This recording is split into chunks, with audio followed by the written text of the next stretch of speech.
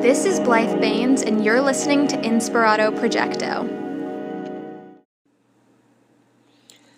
In all my years of living with cats, of knowing cats, of having cats as pets, as friends, as acquaintances, colleagues, associates, students, mentors, professors, sages,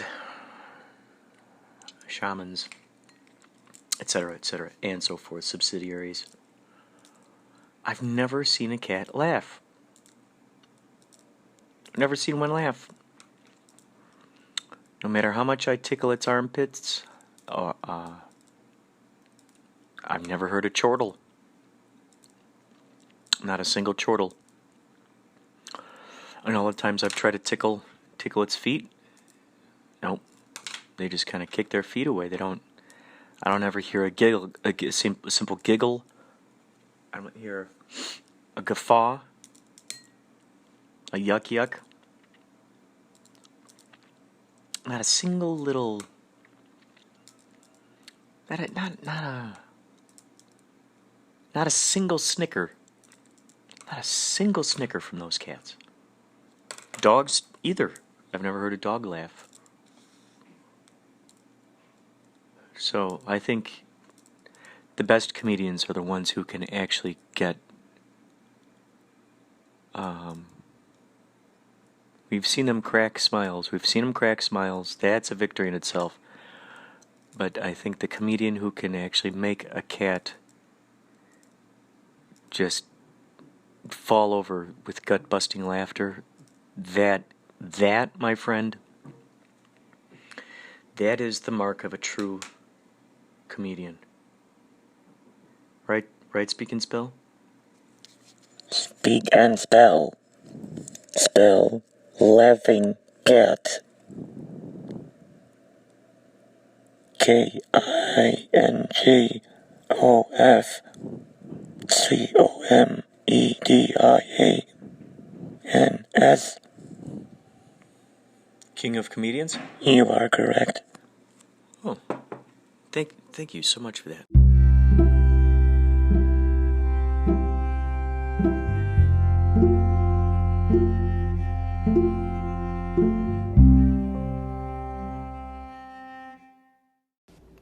Time's now 2:13 a.m.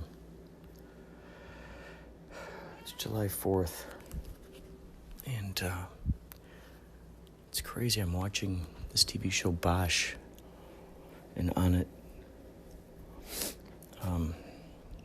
the girl's mom gets shot and dies. It was making me so sad, and I was just thinking about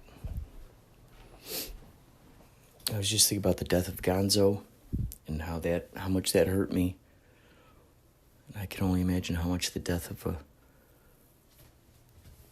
worse the death of a parent would feel.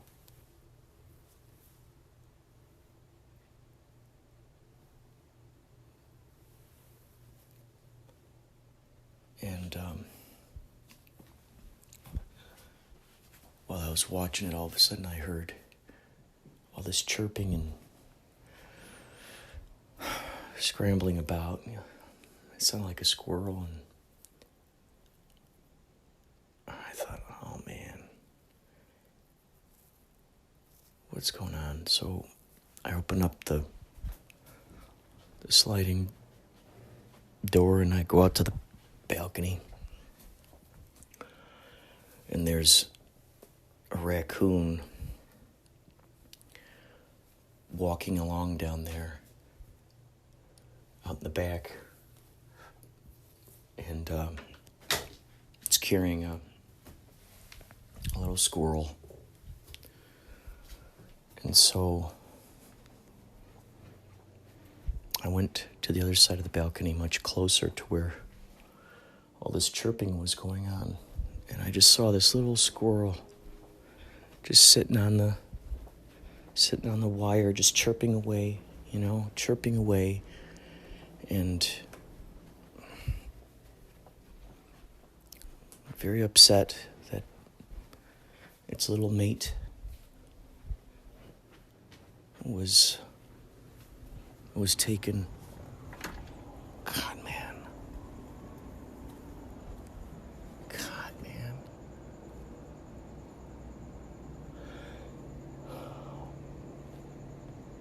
I understand, I understand it's a cycle of life or whatever.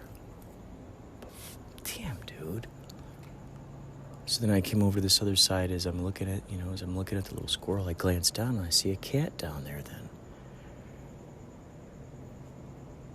And then I'm thinking to myself, is that the cat that Jenny and I just saw the other night and that we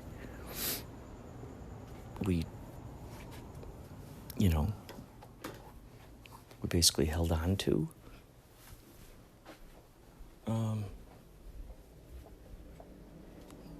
I don't know if you guys heard that episode, but Jenny and I heard a little meowing, and it was next door, from the apartments next door, and it was a little cat that was just out and about. So Jenny and I took it in and put it into her bathroom. We closed the door, and then we walked around that apartment complex asking them if any of them knew.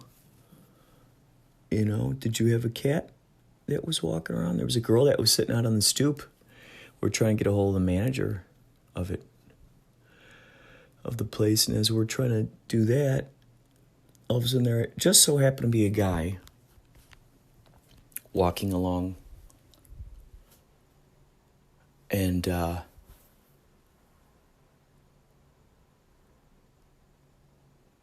we said,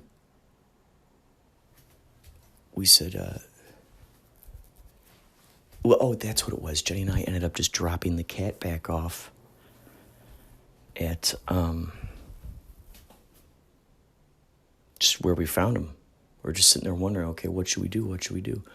So we just decided to just leave the cat in the same spot where we had found it. And we figured, it'll figure its way, back to where it was. And so there happened to be a guy just walking out there, and Jenny goes, "Oh, hey, do you happen to own a cat?" He said, "Oh yeah, I just let it inside." So apparently his cat, that was the dude's cat. He just so happened to, be coming home at that point or something. But now I'm wondering if that's the same cat, because apparently the dude's kid,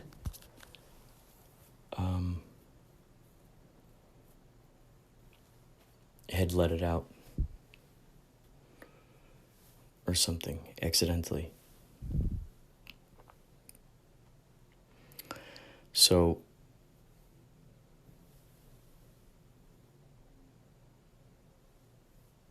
yeah, he was surprised that we held on to his cat overnight. But better us than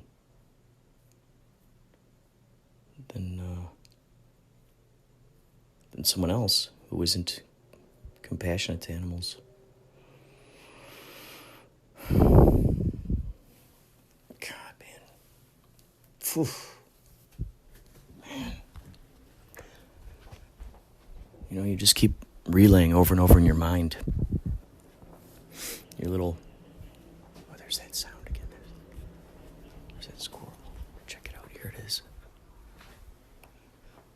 Did you hear that?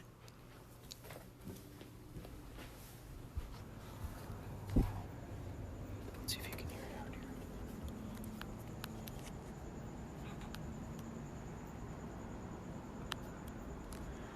Little squirrel. There he is. Do you hear him? Probably searching for his little friend.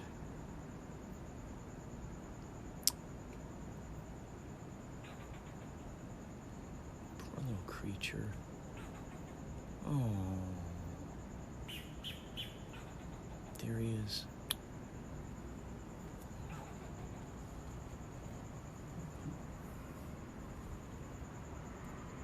God, man.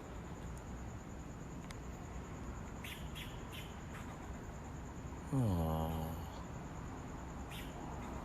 Poor little creature is probably so confused. I mean, heck, maybe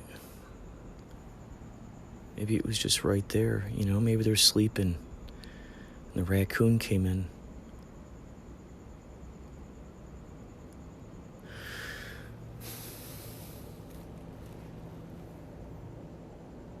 So a little bit ago when I saw that little cat out here, I wanted to get him out of here. I went outside into the backyard. Oh, I see a little cat way over there now. That same little cat way over there, walking through the back area of the apartment complex here. But I don't know if that's the same cat from the other night. But the thing is, I wanted to protect this little cat in case that raccoon is still around.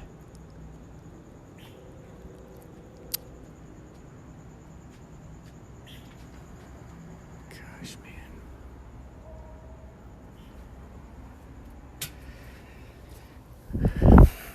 All right, that's all for now. More later.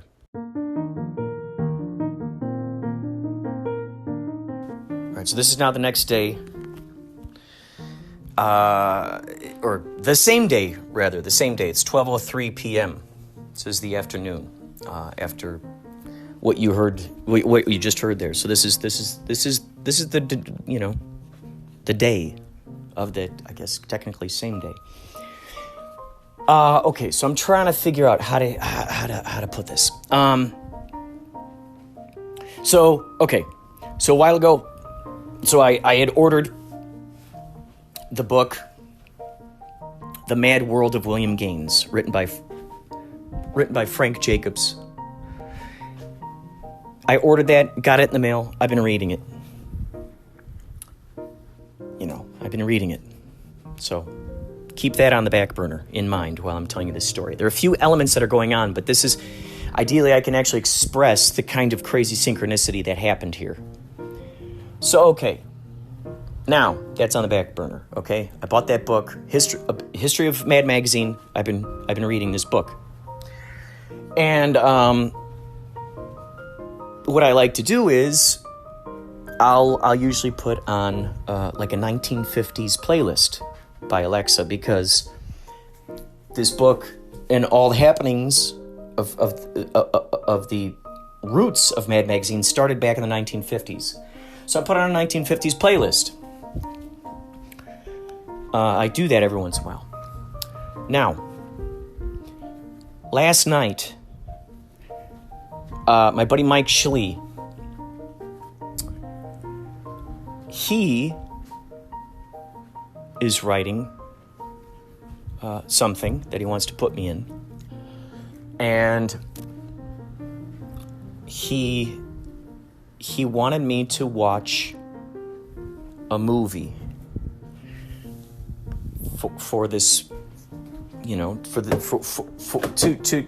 make a song that is sort of a parody of what's going on in the movie. He's like, hey, can you make sort of a parody song, kind of channel your inner Weird Al, make sort of a parody song that it's called 5 Minutes to Live. He said, hey, watch this movie, 5 Minutes to Live, make a song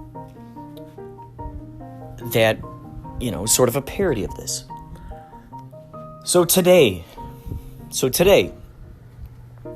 I think I set that up correctly. So today, moments ago actually, I was sitting there, I had the 1950s playlist playing, I'm reading the book. I'm reading The Mad World of William Gaines.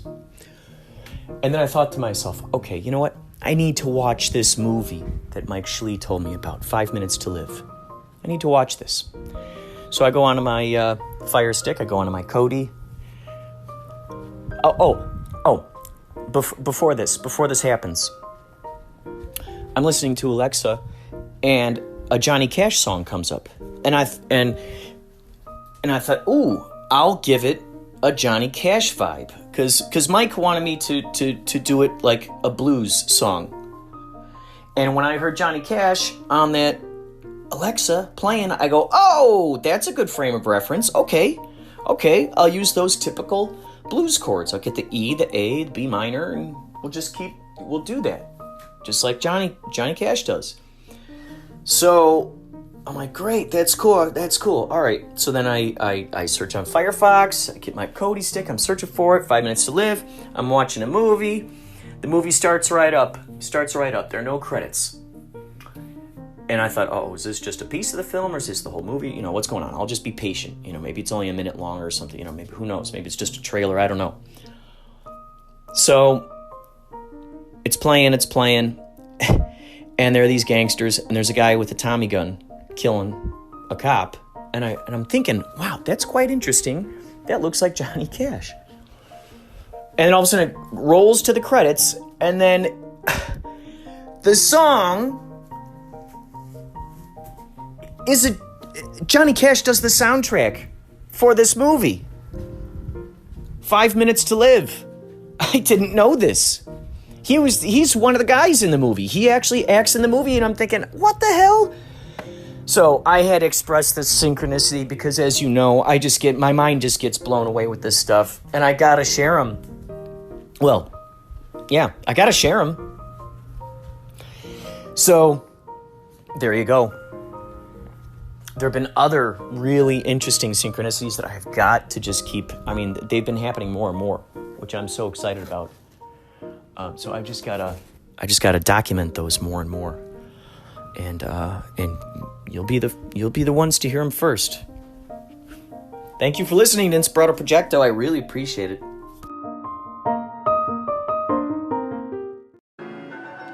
Playing a lot of Pac Man. Did an episode on Pac Man. There's a lot of different clones over the years of the game. What are your first memories about Pac Man? Do you know when you played it last? Did you see that Google put their Pac Man game on their front page to commemorate the 40th anniversary? What was your first Pac Man on a console? Was it on Atari, Commodore, NES? I love the Atari version. I know people have criticized the colors and the sound. Is it as good as the arcade? Well, you could always argue that, but I love Pac-Man. Who's your favorite Pac-Man character? And would you like to own a Pac-Man arcade machine? Man behind the machine. Man behind the machine. What an extraordinary question. Pac-Man, boy, I can't believe it had the 40th anniversary. I can't believe that means I was 6 years old when that came out. Man, I remember Pac-Man Fever. I used to have the t-shirts, Pac-Man Fever. I remember that shirt. The sleeves were red. It was a white front. I guess they call it a baseball, or what is it? Like a two-color or tricolor? I don't know. I remember, like, it was one of those kinds of shirts where it was like a t-shirt. But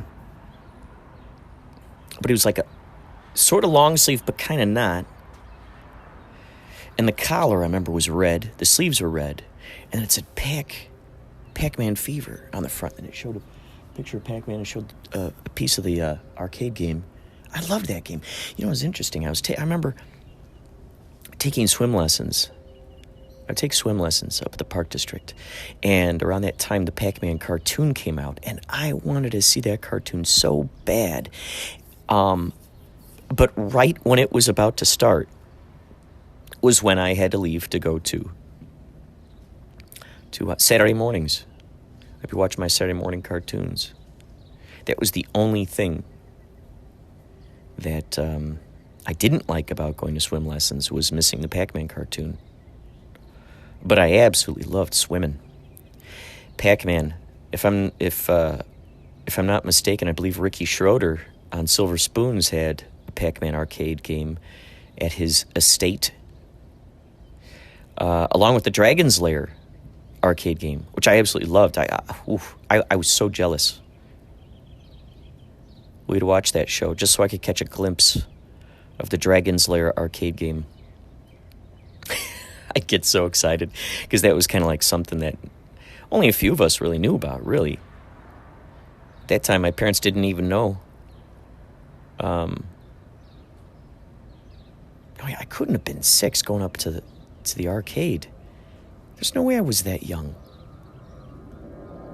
I was 6 when it came out, but I had to have been. Maybe, geez. I can't remember how old I was when I started sneaking off to the arcades and using my allowance. cutting the lawn, doing the chores. I'd save up that money, and then my brother and I would sneak off to the arcade. Do our best at Dragon's Lair. That was 50 cents to play one game. Boy. Was it, or am I only remembering it that way? That was such a crazy, tricky game. Sure, I'd love to have an arcade. I'd love to have an arcade. There's an arcade nearby here called Player One, or Ready Player One, or no, Player One, or Player One. It's not the movie, but it's kind of based off that. It's got a name that's similar to that movie. Player One, I think, Player One Arcade, and it's great. They got all those '80s games in there. It's freaking cool. So cool. Pac Man. What a fun, simple game. I remember Super Pac Man. That was crazy. I remember all those alterations. Of course, Ms. Pac Man, Junior Pac Man, Pac Man Junior. Is that what it was called? Pac Man Junior, Junior Pac Man. Pac Man fever, baby. Wow. It's so cool that Google did that they recognized that. There's a documentary out there about King Kong. I've never seen it. I've heard about it, but now I'm intrigued. I kind of want to go see it now. Tournaments, or these people have these tournaments playing King Kong. That was a great way to gather and get to know people at the arcades.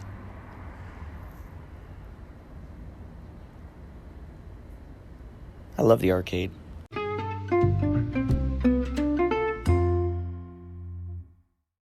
Happy 4th of July, you guys. Happy Independence Day.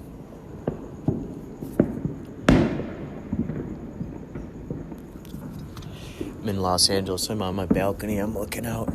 I'm seeing all these different fireworks in all these different cities. It's astounding. And I'm thinking how cool that would be if I had a time lapse.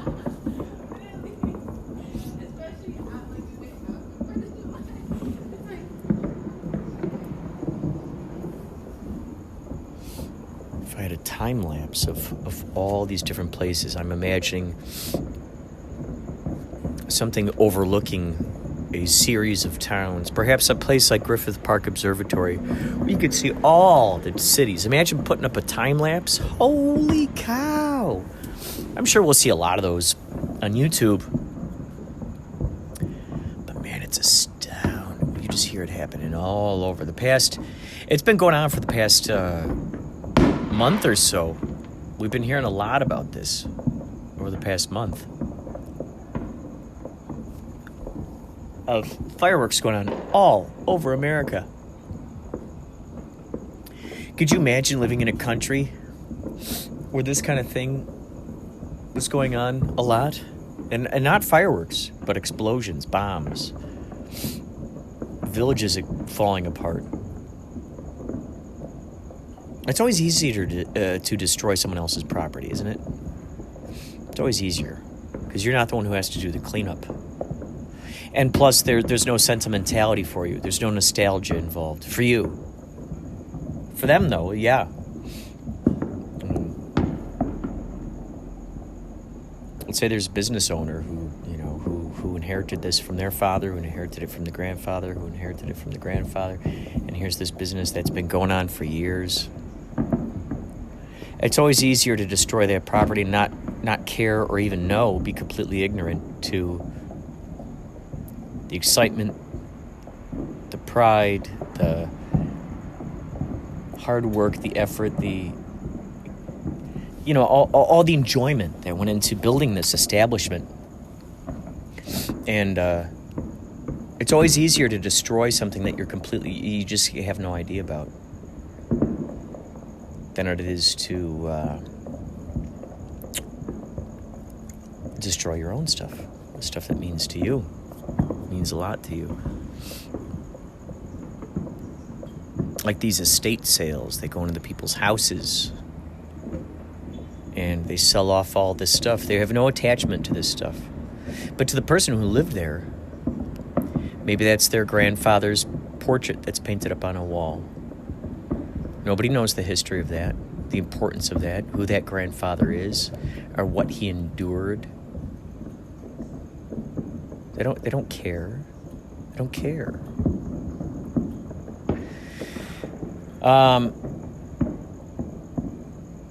That's a side note.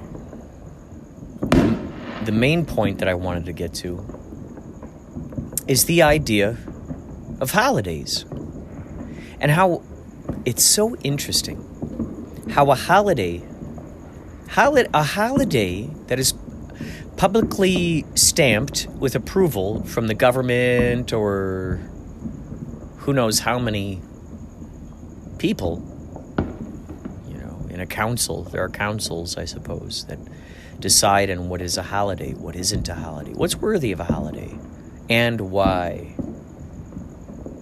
Why is something a holiday?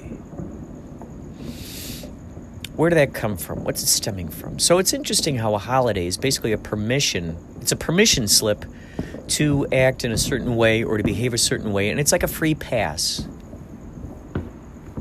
to act that particular way.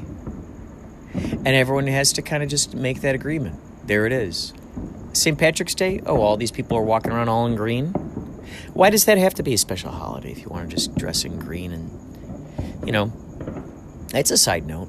That's a parallel texture to the situation. But there are these permissions. We're permitting you, everybody. Today's Valentine's Day, and today's the day you spend money on your wife or girlfriend or significant other to let them know how much you love them. Here's another holiday in which you give them gifts. So it's interesting. It's interesting that by now, after all this time, we don't have a holiday that really points out being kind to people for that day. Wouldn't that be nice? Yes. Once that holiday is up, certainly we'll get a lot of folks on the other side of the coin. There's always people talk about what's on the other side of the coin. Always talking about the bases that you haven't covered. Always talking about the reasons, all of those arguments that you didn't even think of making or try to defend. But what if there was that one day where it's like, okay, today's Random Act of Kindness Day. Today's Random Act of Kindness Day, and you're not allowed to post it to Instagram about all of the great deeds you did. You're not allowed to post it to Facebook. You're not allowed to post it to your social networks. In effect, that could be frowned upon. Just do good for people today. Wouldn't that be cool? Just to know that one day out of the year, and I'm sure what I'm saying isn't very, original, because how many years have passed between before I was born, when I was born, after I was born, and now? Who knows how much time there was up in between that point and now. However, gosh, wouldn't that be nice if there was Just Be Good People Day? Just do random acts of kindness. Just because. Humanity Day. Gosh. Wouldn't that be astounding? Halloween gives everybody who's a freak, labeled a freak, geek, someone who thinks unpractically. The folks who just love the idea of crossbreeding fiction with reality.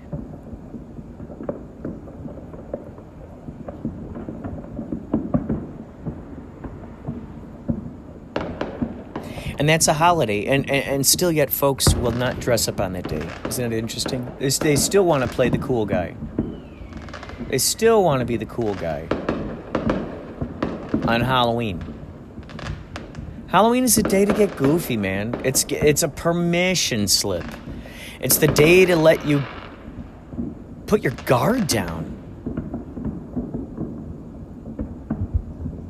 And here we are, the 4th of July,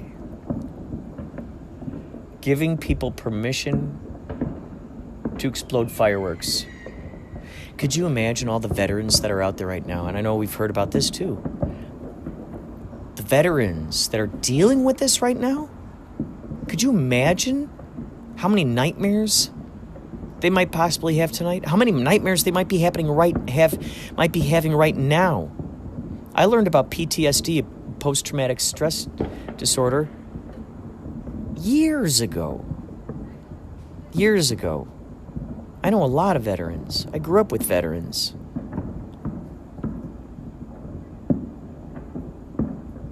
We would go and we would sing at the VA hospitals for Christmas. I got to meet these guys. War is not a pretty thing.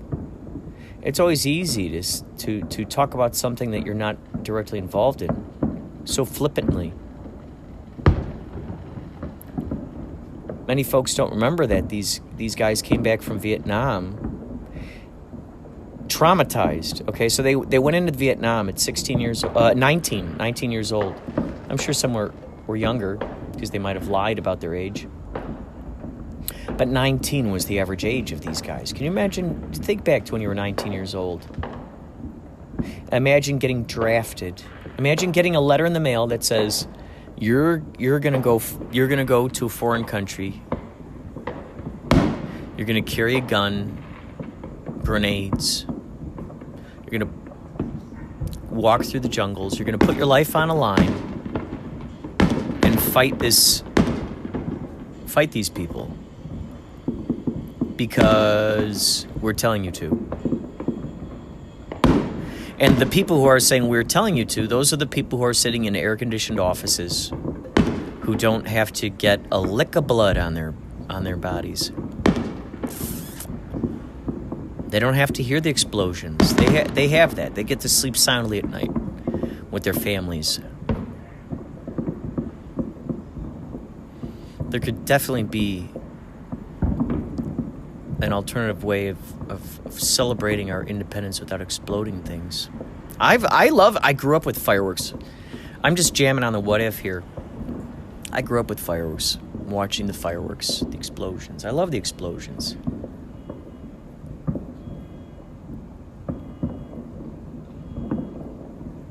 In addition to that, being sensitive to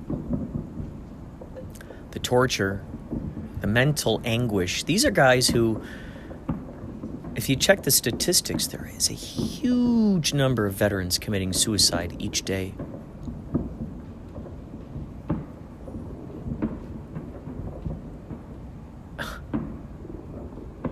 Can you imagine living who knows how many moments of your life completely out of your element? Your bearings are all screwed up. Right now, those of us who are not fighting wars, not being drafted against our will to go fight wars. Some of us are working these 9-to-5 jobs, perhaps even during the COVID crisis. 9-to-5 jobs, getting barked at bosses. We think that's torture enough, and then we go home, and then we got to try to figure out how to wash all that away, and then deal with our families, or if we live alone or with roommates. How are we going to do that? How are we going to not carry that around with us? You don't have the luxury of that when you're in the midst of war and you got bullets flying around you, and there might be grenades going off while you're sleeping at night. There might be people sneak attacking you. You might get your neck slit.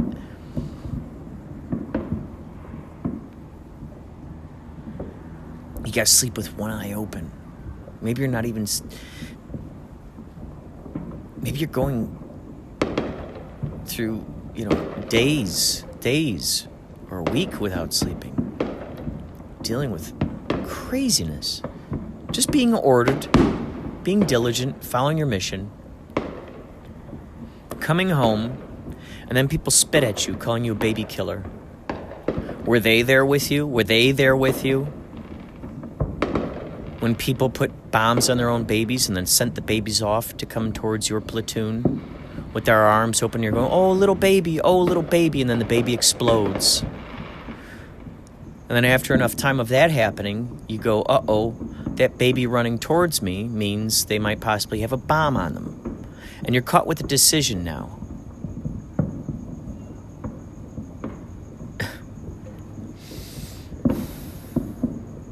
What are you going to do?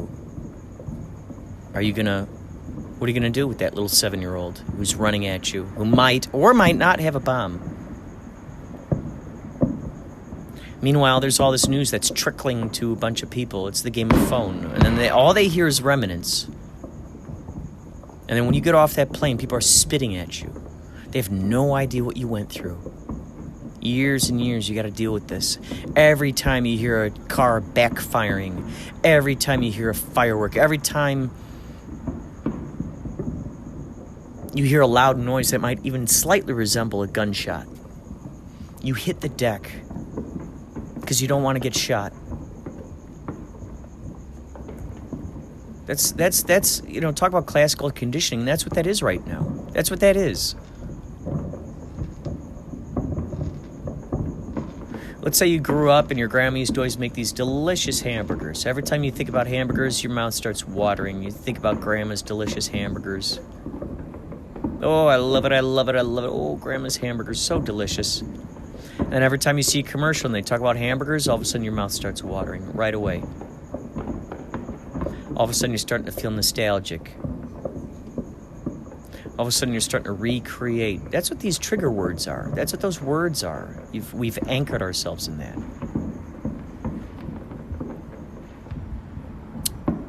Wow.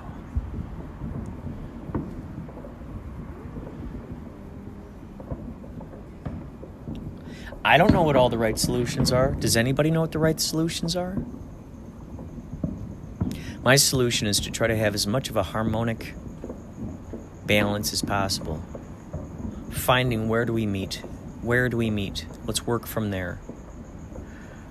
What thoughts are our own and what thoughts have been taught to us? What have we heard on the media and the news, and what have we thought of ourselves?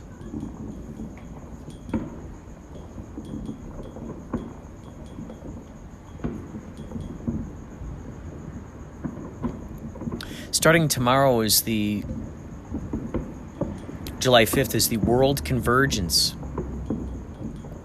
It's going to go for 10 days. And these people, it's going to happen online. The last time this happened, it happened physically 33 years ago. And these people got together. They talked about higher consciousness. They talked about togetherness. Talked about connections, finding agreements. Where are the win-win situations? And so for those 10 days online, harmonic convergence, how beautiful is that? People from all over the world. You can look this up. Don't quote me on this, but I think it's called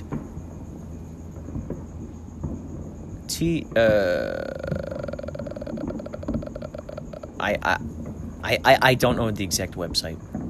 But you can see when you register, you can see all the people all over the world that are doing this. And these people are going to make an agreement. And you know what that agreement is? They're going to meditate. They're going to talk about the good vibes. They're going to think about the togetherness, connecting.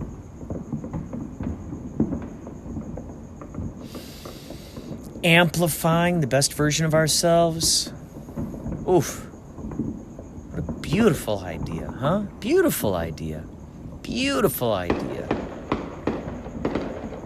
You know what else they're going to do? There's going to be meditations. There are going to be meditations to attempt to have worldwide UFO sightings. Can you imagine? Can you imagine what that's going to do? UFO sightings. Everyone's going to focus in on that same intention. Get in that same vibe and invite in these UFOs, man. These sightings. Could you imagine? Could you imagine? What happens? What happens? If suddenly we get these news reports, Instagram reports, TikTok, all over the social networks, all over of UFOs appearing all over the place. Undeniable. Undeniable.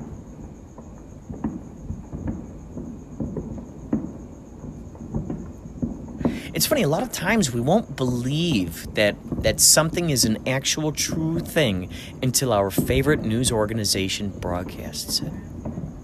Until they cover it, nah, that's just made up. Why didn't it make bigger noise when the Pentagon said, yep, you know what, we totally actually agree. These UFO sightings, they're real. Why didn't that make bigger waves? Because the news was so caught up with rioters, robbers, killers, looters, among other things, that overshadowed a possible thing that we could have all looked at and gone, ooh, maybe this is the thing. Maybe this is the solution. Let's stop right now. Maybe this is the solution. Let's look at this for a little bit. Let's consider this. Well, tomorrow, July 5th, for 10 days,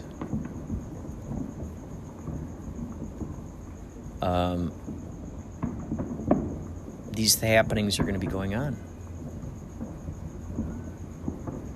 And wow, that's not a government-sanctioned holiday, is it?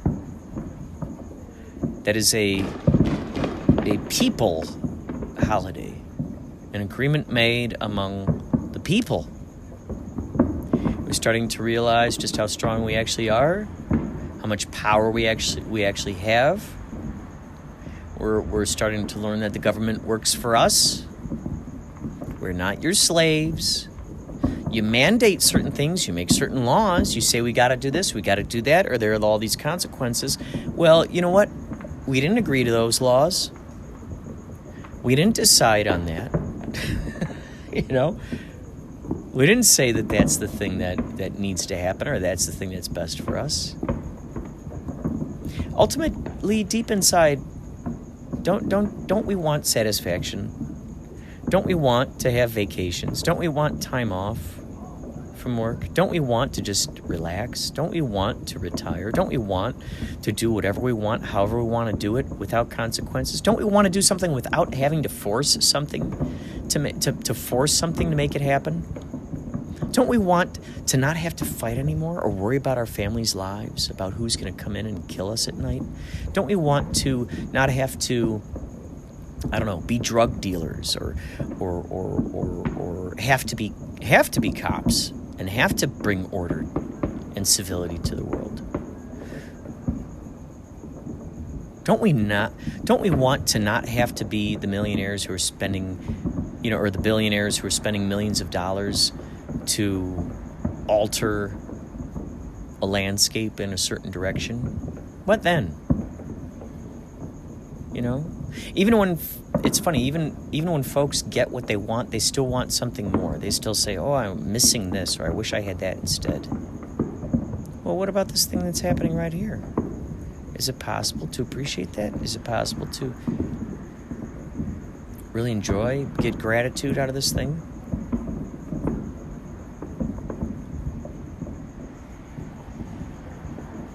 What's the point of being rich if you can't actually spend that money on things like experiences? That's the point of being rich, is to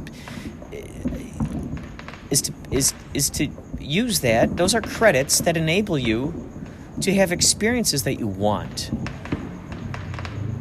Those are that we want, that I want.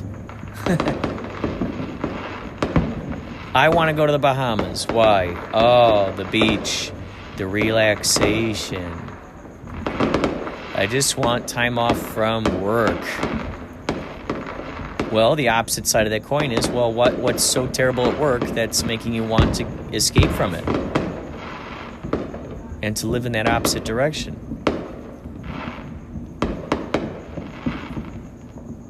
We become so accustomed to having to serve someone else that we forget just how powerful we ourselves are as individuals.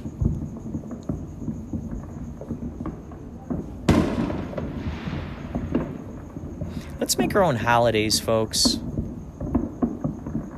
And you know what? We don't need groups of people to make agreements with us in order to celebrate our own personal holidays, do we? Do we really need those permissions?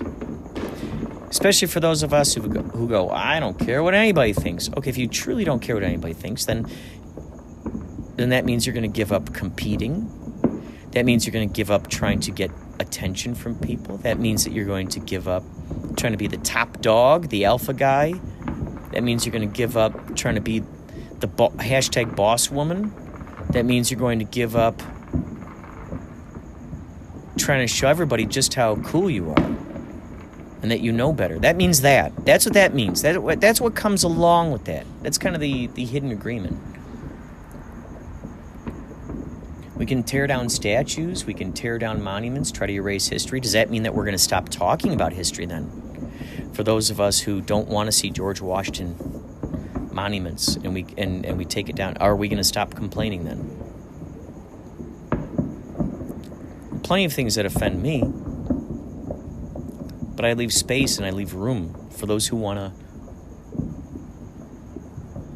who feel strongly about those things to say what they want to say. Will they give me space to say what I want to say? Well, I have consequences if I say what I want to say.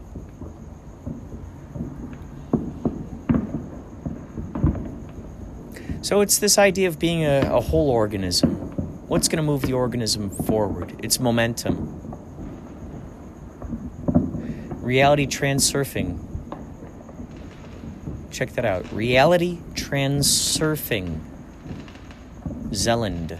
Zealand. Check it out. Reality transurfing. It's talking about the pendulum. It's talking about the movement. It's talking about the weight. It's talking about the momentum that's moving in a direction. You got momentum moving in a direction, it picks up steam. It becomes a snowball. It becomes an avalanche.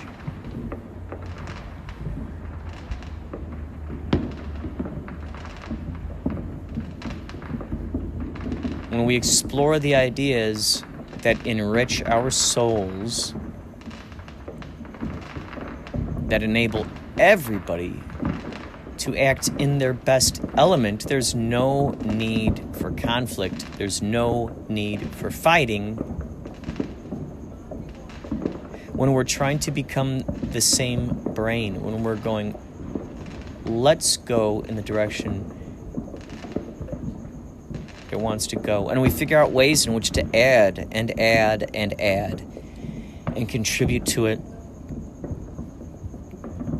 When we bake a cake together, someone goes, ooh, let's add sprinkles. Then someone goes, ooh, let's add this. Finding the agreements, moving the momentum. Make your own holiday. Become your own entertainment. And then you know what? We won't ever have to worry whether or not anybody likes what we're doing. That becomes a byproduct.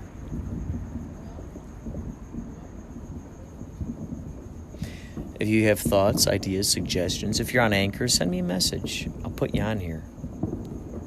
You could also email me at inspiradoprojecto@gmail.com. You can also call, leave a message on there, 561-203-9179. Or I'd love to hear what you got to say about these shenanigans. Happy Independence Day, and you know what? This is a great reminder that you are independent. Independent. Go in. Be dependent on yourself. And you get the entire universe, baby.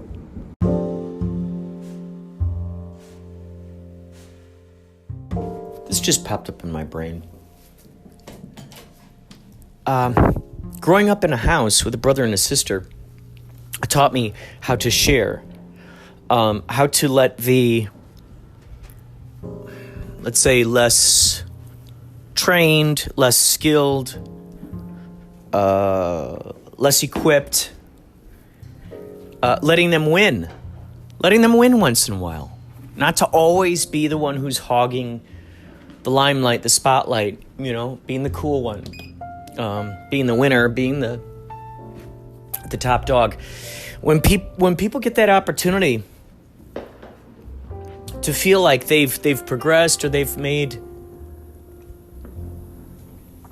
a difference, or they're being celebrated for something, that's a big deal, and it really doesn't hurt you at all. It doesn't hurt anyone at all to share that. If you think about it, it's just as really, honestly, an arbitrary thing. It's really just winning is just an arbitrary thing, because once it happens, it's over with. And then what? You gloat about it. Some people go, in your face, I'm better than you. They want to see the reactions of their friends or family or whoever, neighbors, classmates. They want to see them, I don't know, with that look of defeat. Maybe they're waiting to see those people with the look of defeat, or maybe that's their way of feeling vindicated, or yeah, I don't know. I don't know what it is. But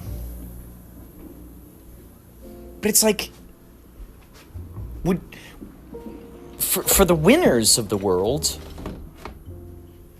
would you be that excited if you were on a desert island and it was just you winning all the time? Because you wouldn't have anyone to say it to. We wouldn't have anyone to talk to about it. That would be taken away. That idea of the sports mentality would be taken away. There'd be no reason to even have it. There'd be no reason for the competition. Because the winner, okay, what's the end result? Praise. Clapping. A ring, maybe? Or an award? And then where does it go from there? And then what?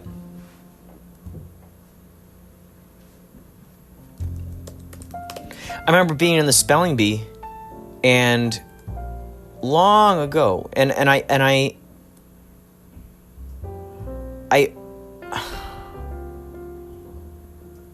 just wanted to spell the words the correct way. That's all.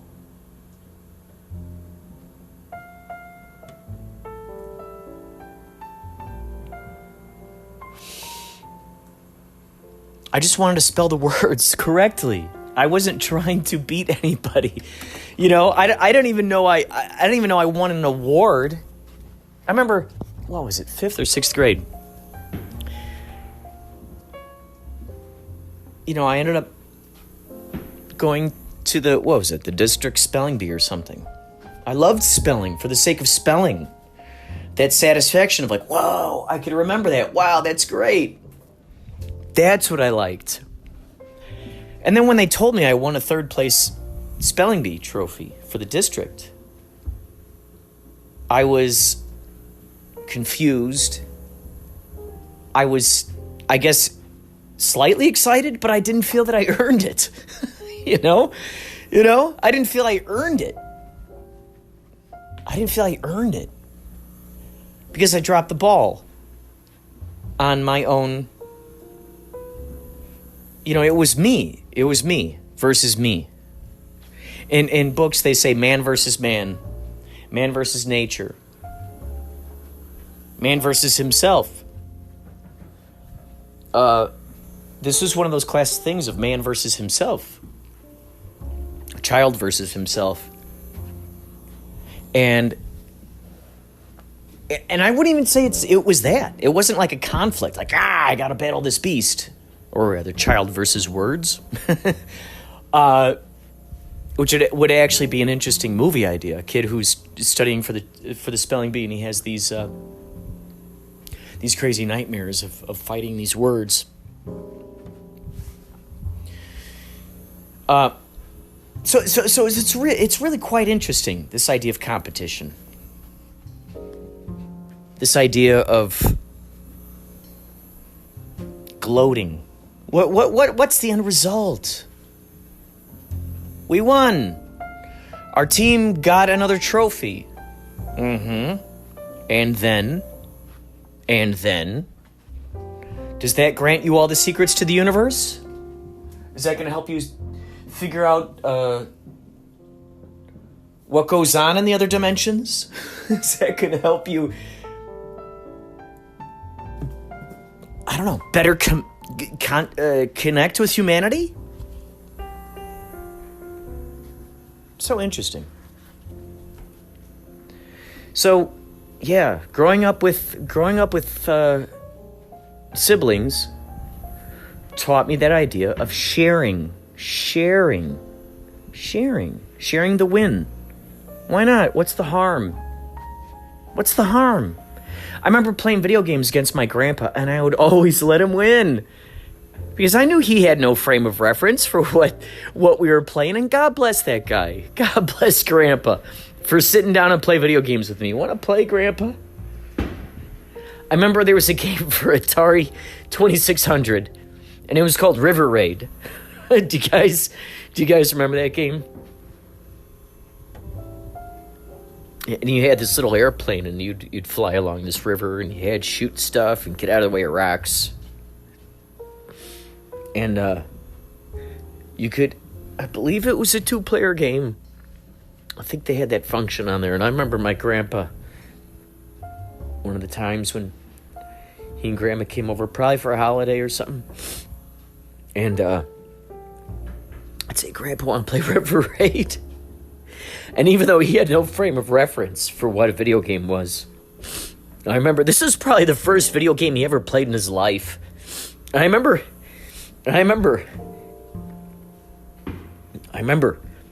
us playing this game and going, oh my gosh, Grandpa, you're so good. He's probably like 10 years old. Just going, Grandpa, holy cow, this is great. You're so good. And I remember intentionally crashing the airplane into the rocks. I remember intentionally doing it and trying to make it look like I accidentally did it because I wanted Grandpa to win. So if you got kids and you play around with them, let those little kids win once in a while. Let them win, man. That's important. Let them win. Let them feel like they're making progress.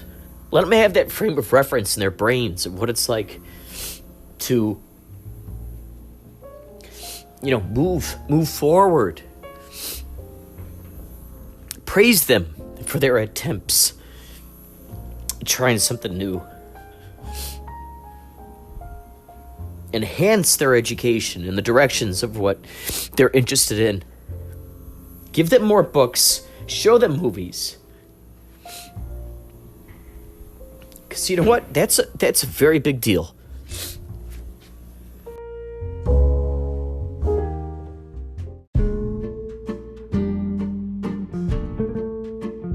This is Robert from Twin Peaks, and you're listening to Inspirado, Projecto. Got a light?